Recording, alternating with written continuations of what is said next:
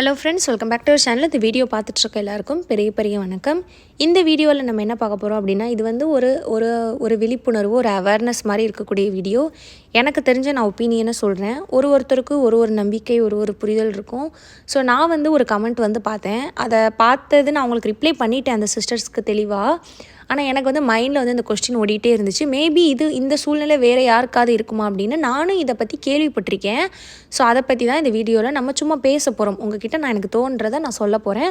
உங்களுக்கு இதில் என்ன ஒப்பீனியன் இருக்கோ அதை நீங்கள் கண்டிப்பாக கமெண்ட்லேயும் வந்து சொல்லுங்கள். இதை ஃபேஸ் பண்ணுறவங்களுக்கு யாருக்காவது மேபி 1-2 பேருக்கு வந்து ஹெல்ப் ஆகலாம். கண்டிப்பாக உங்களோட ஒப்பீனியனில் வந்து நீங்கள் வந்து கமெண்ட்டில் வந்து நீங்கள் சொல்லுங்கள். ஸோ என்ன அவங்க கமெண்ட் பண்ணியிருந்தாங்க அப்படின்னு பார்த்தீங்கன்னா, அவங்க சொன்னதை நான் ஸ்க்ரீன்ஷாட் போட விரும்பலை. ஏன்னா அது வந்து கொஞ்சம் பர்சனலாக சொல்லியிருந்தாங்க. என்னென்னா அவங்களுக்கு வந்து பார்த்திங்கன்னா 2 தடவை வந்து பார்த்திங்கன்னா மிஸ்கேரேஜ் வந்து ஆயிருக்கு. ஏர்லி மிஸ்கேரேஜ் மாதிரி சொல்லியிருந்தாங்க. 2 தடவை எனக்கு வந்து பேபி அபார்ஷன் ஆகிடுச்சு, க்ரோத் இல்லாமல். ஸோ அது வந்து பார்த்திங்கன்னா இந்த ஊரில் வந்து குறிலாம் பார்ப்பாங்க தெரியுமா? நீங்கள் கேள்விப்பட்டிருப்பீங்க. கிராமத்து சைடில் இல்லை நிறைய பேருக்கு இதை பற்றி தெரிஞ்சிருக்கும். ஜோசியம் பார்க்குறது ஒரு சைடு, ஜாதகம் வச்சு பார்க்குறது இன்னொரு சைடு வந்து குறி பார்க்குறதுன்னு சொல்லுவாங்க. இந்த சோழி மாதிரி போட்டு குறி பார்க்குறது, இல்லை டிஃப்ரெண்ட் டைப்பில் வந்து பார்த்திங்கன்னா குறி பார்ப்பாங்க. குறி பார்த்துட்டு வந்து பார்த்திங்கன்னா நல்லது கெட்டது குடும்பத்தில் இந்த மாதிரி நடக்கும், இந்த மாதிரிலாம் சொல்லுவாங்க. அவங்களுக்கு வந்து பார்த்திங்கன்னா லைக் ரிலேஷன்ஸ் யாரோ வந்து குறிப்பாக்குற இடத்துல பார்த்து சொல்லியிருக்காங்க. 2 தடவை இந்த மாதிரி மிஸ்கேரேஜ் ஆகிருக்கனால அவங்க உடம்புல வந்து பார்த்திங்கன்னா வந்து காட்டேரி வந்து இருக்குது, வந்து இது இருக்குது. அதாவது இந்த கைண்ட் ஆஃப் நம்ம சம்டைம்ஸில் பேய் பிடிச்சிருக்கு அவளுக்கு சொல்லுவாங்களா, அது மாதிரி தான் இதுவுமே. ஆனால் அவங்க அவ்வளோ தெளிவாக அந்த கமெண்ட் பண்ணியிருந்தாங்க. அந்த கமெண்ட்டை பார்த்திங்கன்னா அவ்வளோ நல்ல நாலேஜ் இருக்குது, அவ்வளோ நல்லா படிச்சிருக்காங்க, அவ்வளோ பொறுமையாக அவங்க சொல்ல வந்ததை எனக்கு வந்து கமெண்ட்டில் சில டைம் பார்த்திங்கன்னா கமெண்ட்டே புரியாது நமக்கு. நான் 3-4 டைம்ஸ் ரீட் பண்ணுவேன். அவங்களுக்கு தெரிஞ்சதை அவங்க லாங்குவேஜில் சொல்லியிருக்காங்க. பட் இவங்க வந்து ஃபஸ்ட் டைமே அவங்களுக்கு என்ன சுச்சுவேஷனில் இருக்காங்கன்றது புரிஞ்சிச்சு. அவ்வளோ தெளிவாக சொல்லியிருக்காங்க. பட் அவங்களுக்கு வந்து பார்த்திங்கன்னா உடம்புல வந்து காட்டேரி வந்து குடி புகுந்திருக்கு. அதனால தான் வந்து பேபி வந்து தங்க மாட்டேது. அதை வந்து வெளியே அனுப்புறதுக்கு வந்து பூஜை பண்ணணும். அந்த பூஜை பண்ணினா தான் அவங்களால ப்ரெக்னென்ட் ஆக முடியும்னு சொல்லியிருக்காங்க. இதை சொன்னதுலேருந்து அவங்க ஃபேமிலி சைடும் பார்த்திங்கன்னா இதை வந்து பண்ணணும் அப்படின்னு சொல்கிறாங்க. ஈவன் எனக்கு வந்து இதில் விருப்பமே இல்லை சிஸ்டர், எனக்கு இதில் நம்பிக்கையே இல்லை, நான் பண்ணுறதுக்கு எனக்கு வந்து விருப்பமே இல்லை. ஆனால் என் ஹஸ்பண்டும் எனக்கு சப்போர்ட் இல்லை. இந்த ஆம்பளைங்க சிலர் இருக்காங்க பார்த்திங்களா, அவங்களுக்கு ஏதாவது பண்ணி குழந்தை வந்தால் போதும். நல்லவங்களாக தான் இருப்பாங்க, நான் அவங்கள தப்பு சொல்லலை, நல்லவங்க தான், எல்லாருமே நல்லவங்க தான், நல்ல மனநிலையில் இருப்பாங்க, நல்லா படிச்சிருப்பாங்க, நல்ல ஜாபில் இருப்பாங்க, எல்லாமே ஓகே, பொண்டாட்டி மேலேயும் பாசமாக இருப்பாங்க. ஆனால் அந்த குழந்தை இல்லைன்ற ஒரு கன்ஃபியூஷனில் என்ன ஆவாங்க, அவங்க பண்ணுறது தப்புனே தெரியாமல் அவங்க சில விஷயங்கள் வந்து பண்ணுவாங்க. லைக் எல்லாரும் அந்த மாதிரி கிடையாது. இப்போ இவங்களுமே பார்த்திங்கன்னா கொடுமைலாம் படுத்தலை. ஆனால் என்னென்னா இவங்க வேணான்னு சொல்கிறதுக்கு அவங்க ஸ்ட்ராங்காக இல்லை. ஸோ அவங்களும் என்னென்னா நீ பண்ணு, இது வந்து நீ பண்ணு அந்த மாதிரி. ஸோ அதை தான் சப்போர்ட் இல்லை அப்படின்றது என்னென்னா கொடுமைப்படுத்துறது கிடையாது. நான் வந்து இந்த பூஜை பண்ணலைன்னா ஓகே, என் ஒய்ஃப் பண்ணலைன்னு சொல்ல விட்டுருங்க. அந்த இதை எதிர்த்து பேசாமல் நீ கண்டிப்பாக பண்ணணும் அப்படின்னு சொல்லாமல் 2 பக்கமும் இருக்காங்க பார்த்தீங்களா, அதுதான் சப்போர்ட் இல்லாமல் இருக்கிறது. ஸோ வந்து அந்த மாதிரி ஒரு சிச்சுவேஷனில் நான் இருக்கேன், எனக்கு இதை பற்றி தெரியல, ஸோ நீங்கள் சொல்லுங்கள் அப்படின்னு கேட்டிருந்தாங்க. அவங்க என்னையை நம்பி இவ்வளோ விஷயங்கள் சொன்னது எனக்கு ரொம்பவே ஹாப்பி. இது என்னென்னா, நான் அவங்கக்கிட்ட என்ன சொன்னேன்னா, எனக்கு வந்து இதில் நம்பிக்கை இல்லை. ஃபர்ஸ்ட் ஆஃப் ஆல் எனக்கு நம்பிக்கை இல்லை. ஆனால் நான் சாமியை நம்புவேன். அவங்கக்கிட்ட நான் என்ன சொன்னேன்னா, குலதெய்வம் கோயிலுக்கு போங்க, உங்கள் குலசாமியை கும்பிடுங்க. எல்லா தெய்வங்களும் கும்பிடுங்க, எல்லாருக்கும் இஷ்ட தெய்வங்கள்னு ஒன்று இருக்கும். ஆனால் நம்ம குலதெய்வம் இருக்குது பார்த்தீங்களா, நம்ம அம்மா வீட்டு குலதெய்வம், நம்ம கணவர் வீட்டு குலதெய்வம், இது ரெண்டும் நமக்கு வந்து மேரேஜ் ஆகிறது வரைக்கும் நம்ம அப்பா அம்மா வீட்டில் குலதெய்வம்னு ஒன்று போயிருப்போம். அதுக்கப்புறம் ஹஸ்பண்ட் வீட்டு குலதெய்வமும் போவோம். நம்ம இந்த 2 குலதெய்வங்களும் நீங்கள் வந்து சாமி கும்பிடணும். இவங்க வந்து சாமி மட்டும் கிடையாது, நம்மளோட ஆன்செஸ்டர், நம்மளோட முன்னோர்கள். ஸோ அந்த மாதிரி குலதெய்வத்தில் நான் ரொம்பவே நம்புவேன். அதனால் அங்கே போங்க, குலதெய்வம் கோயிலுக்கு போயிட்டு கும்பிட்டுட்டு வேண்டுதல் வச்சுட்டு வாங்க, நீங்களும் ஹஸ்பண்டும். அவங்களுக்கும் புரிய வைங்க. இப்போது உங்களுக்கு காட்டேரி பிடிச்சிருக்கு, இப்போ நீங்கள் கோயிலுக்குள்ளே நுழைய முடியுமா? சாமி வந்து நீங்கள் ஒரு உடம்புல ஒரு நெகட்டிவாக இருக்கிறவங்கள போய் கோயிலுக்குள்ளே கடவுள் உள்ளே விடாது. சாமிக்கிட்ட நம்மளால் சன்னிதானத்தில் நிற்க முடியாது.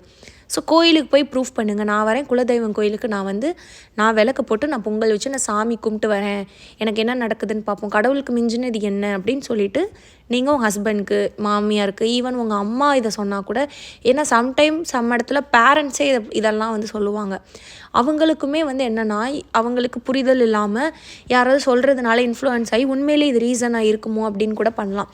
ஸோ அந்த மாதிரி கன்ஃபியூஷன்ஸ்லாம் இல்லாமல் நீங்கள் வந்து உங்கள் பாயிண்டில் வந்து கிளியராக வந்து நீங்கள் இருங்க.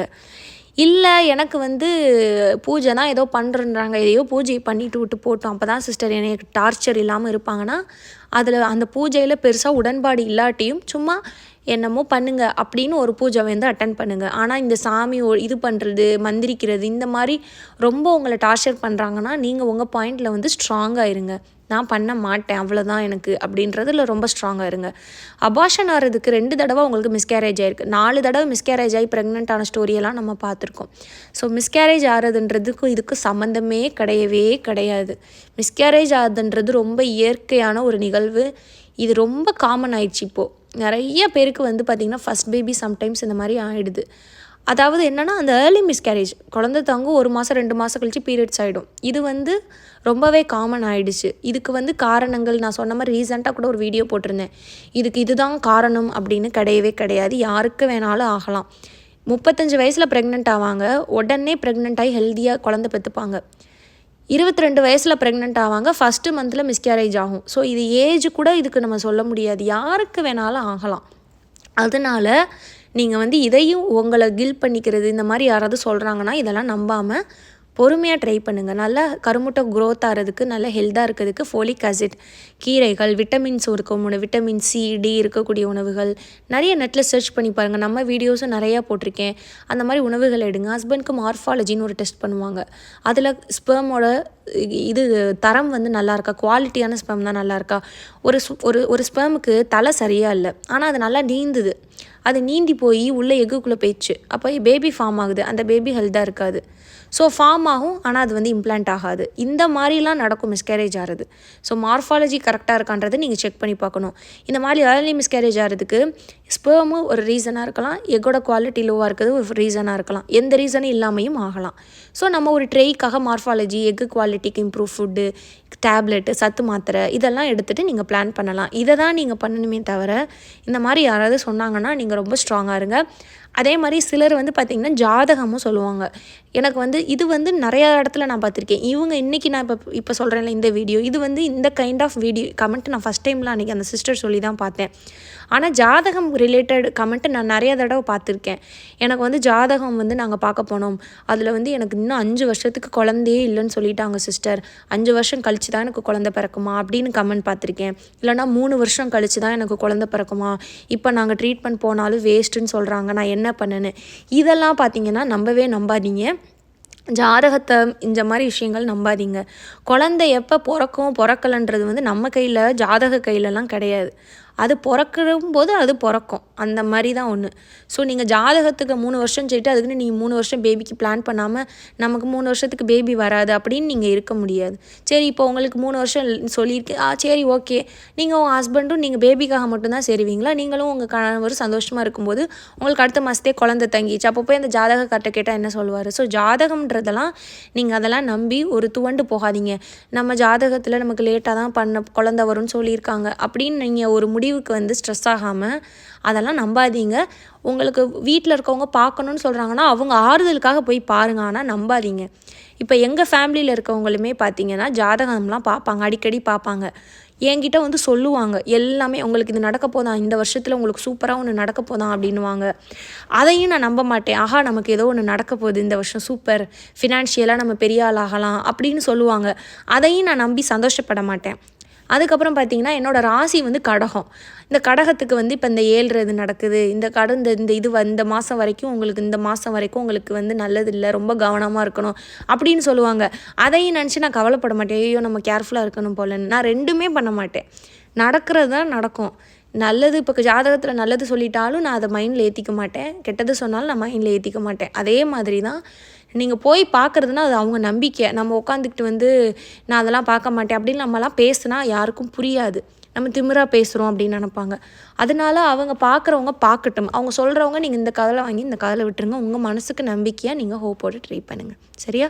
இதுக்காக தான் இந்த வீடியோ. என்னால் முடிஞ்ச புரிதலாக நான் சொல்கிறேன். இல்லை சிஸ்டர் நீங்கள் சொல்கிறதுக்கு அப்படின்னு கிடையாது, இந்த மாதிரியும் ஆயிருக்கு உங்களுக்கு, இந்த மாதிரியும் விஷயங்கள் நடக்குது, இந்த மாதிரியும் உண்மை தான் இது அப்படின்னாலும் உங்கள் எக்ஸ்பீரியன்ஸையும் நீங்கள் கிளியராக கமெண்ட்டில் போடுங்க. அதை பார்க்குறவங்களுக்கும் நிறைய விஷயங்கள் தெரிஞ்சுக்க வாய்ப்பு இருக்குது.